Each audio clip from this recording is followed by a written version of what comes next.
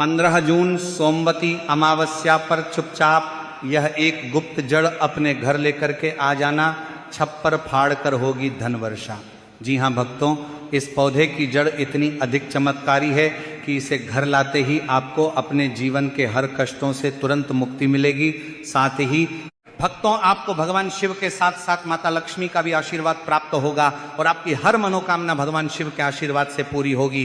पूरे साल आपके ऊपर होगी धन की वर्षा, जीवन की हर अधूरी इच्छा होगी पूर्ण। जी हाँ भक्तों, जो भी व्यक्ति 15 जून सोमवती अमावस्या पर मात्र इस पौधे की जड़ को अपने घर लेकर के आ जाता है, उस व्यक्ति का भाग्य 7वें आसमान पर होगा। करियर और कारोबार में मिलेगी उन्नति। आने वाले समय में उस व्यक्ति को कामयाब होने से कोई नहीं रोक पाएगा। तो भक्तों, आपकी जानकारी के लिए बता दें कि सोमवार की अमावस्या आने में बस कुछ ही दिन शेष रह चुके हैं और अगर आप अधिक मास में आने वाली इस सोमवती अमावस्या पर उस पौधे की जड़ को अपने घर लेकर के आ जाते हैं तो मात्र इतना ही करने से आपको साक्षात भगवान शिव की कृपा तो प्राप्त होगी ही और माता लक्ष्मी का आशीर्वाद भी पूरे साल भर आपके ऊपर बना रहेगा।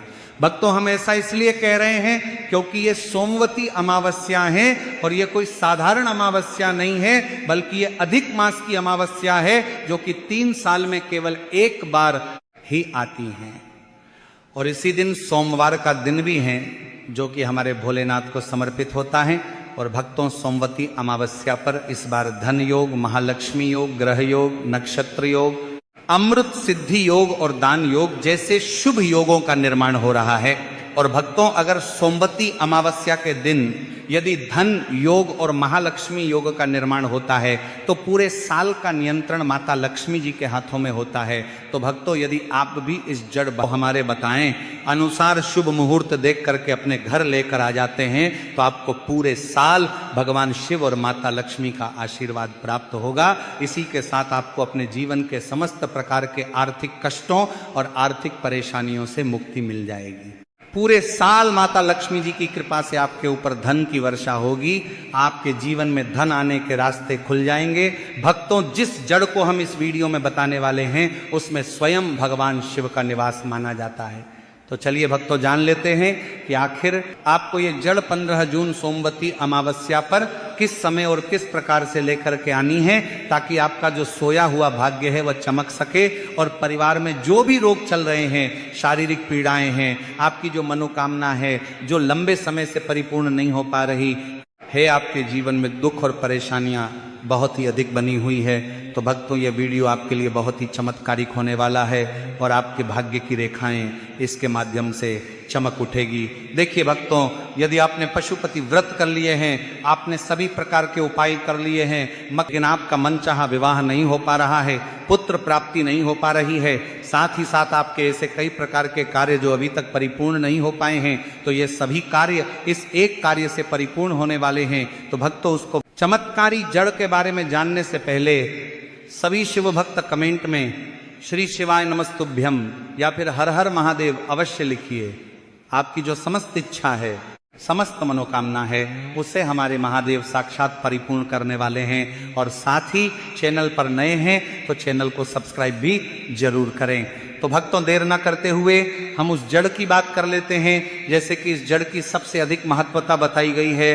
देखिए, यदि इस जड़ को आप इस सोमवती अमावस्या पर अपने घर लाकर अच्छी तरह से धोकर स्थापित करके और पूरे साल महादेव की पूजा के लिए काम में लेते हैं तो आपके जो भाग्य हैं वह चमक जाते हैं। इस पेड़ की जो जड़ है वह अमृत है, इस पेड़ की मिट्टी जो है वह अमृत है। इस पेड़ की जो छाया है, जो भी व्यक्ति इसमें कुछ क्षण बैठ जाता है तो ऐसा कहा जाता है कि भक्तों के सारे रोग, सारे दुख दूर हो जाते हैं। इस पेड़ की पत्ती को यदि शिवलिंग पर चढ़ाया जाता है तो भक्त की सभी कामनाएं सिद्ध हो जाती हैं। इस पेड़ की जितनी महत्वता बताई जाए उतनी कम है। इस पेड़ को, इस वृक्ष को सोमवती अमावस्या पर जो भी पति पत्नी लगा देते हैं उनके घर पुत्र का जन्म होता है। यदि लंबे समय से संतान प्राप्ति नहीं हो पा रही है, संतान सुख नहीं मिल पा रहा है, तो ये सभी समस्याएं भी समाप्त होती हैं। क्योंकि ये जो पौधा है महादेव का स्वयं अंश माना गया है। ये पौधा कोई सामान्य नहीं है, ये पौधा एक चमत्कारिक पौधा है। जिस वृक्ष यानी कि जिस पौधे की हम बात कर रहे हैं वह है बेलपत्र का वृक्ष भक्तों सोमवती अमावस्या का पवित्र दिन कुछ ही दिनों में आने वाला है। और इस सोमवती अमावस्या पर आपको बेलपत्र की वृक्ष की जड़ को अपने घर लेकर के आ जाना है। यानी कि आपको बेलपत्र का जो वृक्ष है इससे तोड़ के लानी है और इसे आपको अपने घर लाके अच्छे से इसे साफ सुथरे पानी से धो लेना है। देखिए, ये जो बेलपत्र की जड़ आप लेकर के आएंगे तो इसे आपको शुभ तिथि में लेकर के आना है। तो भक्तों, बेलपत्र की जड़ को लेकर के आने से पहले आपको बेलपत्र की पत्तियों को तोड़ने और इस जड़ को लाने से जुड़े कुछ नियम भी जान लेना चाहिए। तो भक्तों, सबसे पहले तो बेलपत्र की जो जड़ है इसे आपको सोमवार के दिन बिल्कुल भी लेकर के नहीं आना है, क्योंकि सोमवार के दिन बेलपत्र की पत्तियां तोड़ना, बेलपत्र की छाल तोड़ना अच्छा नहीं माना जाता है। साथ ही साथ पूर्णिमा की जो तिथि है इस पर भी आप बेलपत्र की पत्र की पत्ती या फिर जड़ तोड़ के नहीं ला सकते हैं, इस बात का भी आपको ध्यान रखना है। साथ ही साथ अमावस्या की जो तिथि है इसमें आप रात्रि के समय या फिर शाम के समय बेलपत्र की पत्ती या फिर जड़ तोड़ करके नहीं ला सकते। साथ ही प्रदोष के दिन भी आपको बेलपत्र की पत्ती या जड़ नहीं लेकर के आना है। इसके अलावा आप अन्य कोई भी दिन हो, चाहे वो मंगलवार का दिन हो, बुधवार का दिन हो, गुरुवार का दिन हो, शुक्रवार का दिन हो, शनिवार का दिन हो, रविवार का दिन हो, किसी भी प्रकार का दिन हो, उस दिन आप बेलपत्र की पत्ती और बेलपत्र की जड़ लेकर के आ सकते हैं। बस आपको सोमवार, मासिक, शिवरात्रि, प्रदोष, अमावस्या, पूर्णिमा, इन तिथियों पर बेलपत्र की वृक्ष की पत्ती या फिर जड़ लेकर के नहीं आना चाहिए।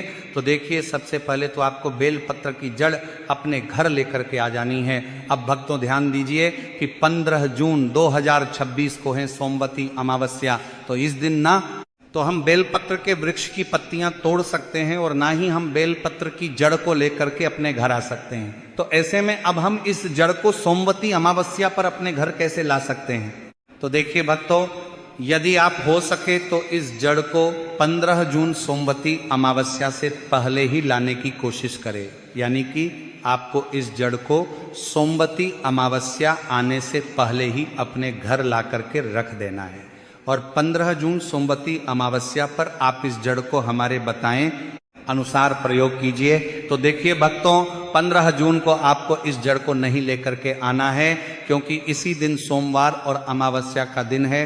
13 जून को मासिक शिवरात्रि है, तो इस दिन भी न लेकर के आए। और 12 जून को है प्रदोष, तो इस दिन भी आपको लेकर के नहीं आना है। और इससे पहले आप अन्य किसी भी दिन ये जड़ लेकर के आ सकते हैं। तो जो लोग किसी कारणवश ये जड़ न ला सकें तो उन्हें 14 जून को तो ये जड़ लेकर के आनी है, क्योंकि भक्तों 15 जून को है सोमवती अमावस्या और इस दिन बेलपत्र के वृक्ष से पत्तियां तोड़ना या फिर जड़ या फिर छाल कुछ भी तोड़ना भगवान शिव को क्रोधित करता है। इसीलिए यदि आप चाहे तो सोमवती अमावस्या से पहले भी बेलपत्र की जड़ लेकर के आ सकते हैं और हमारे बताएं इस उपाय को कर सकते हैं।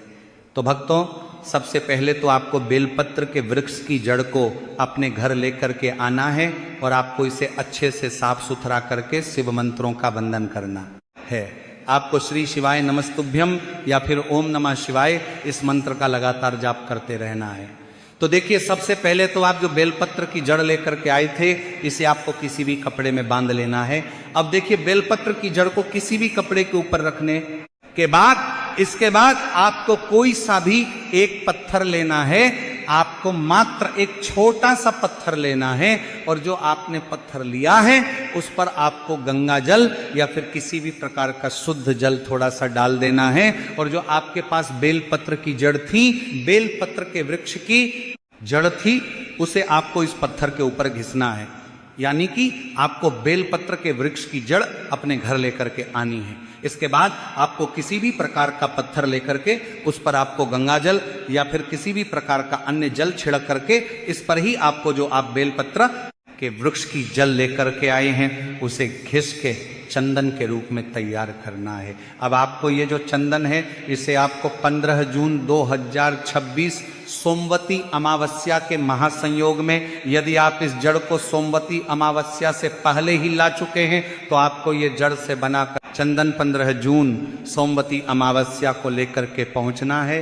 भगवान शिव के मंदिर में ध्यान दीजिए भक्तों। यह अमावस्या बहुत ही खास है क्योंकि यह पुरुषोत्तम मास यानी कि अधिक मास की अमावस्या है, जो कि 3 सालों में केवल एक ही बार आती है। और इस बार तो यह अमावस्या महादेव के सबसे प्रिय दिन सोमवार के दिन पड़ रही है। तो इस जड़ से चंदन तैयार करके इसे आपको भगवान शिव के प्रिय दिन सोमवार या सोमवती अमावस्या पर लेकर के पहुंच जाना है भगवान शिव के मंदिर में। और शिवलिंग पर आपको इस चंदन से या तो त्रिपुंड का निर्माण करना है, या फिर इसी चंदन से आपको शिवलिंग पर ओम का निर्माण करना है, या फिर जो भी व्यक्ति शिवलिंग पर भगवान शिव की आंखों को उभार देता है इस चंदन से, तो उसका जो बुरे से बुरा समय है वह सभी अच्छे समय में बदल जाता है। कहा जाता है महादेव उसे दर्शन देते हैं, गले लगाते हैं और उसके मन की जो कामना है उसे सिद्ध कर देते हैं।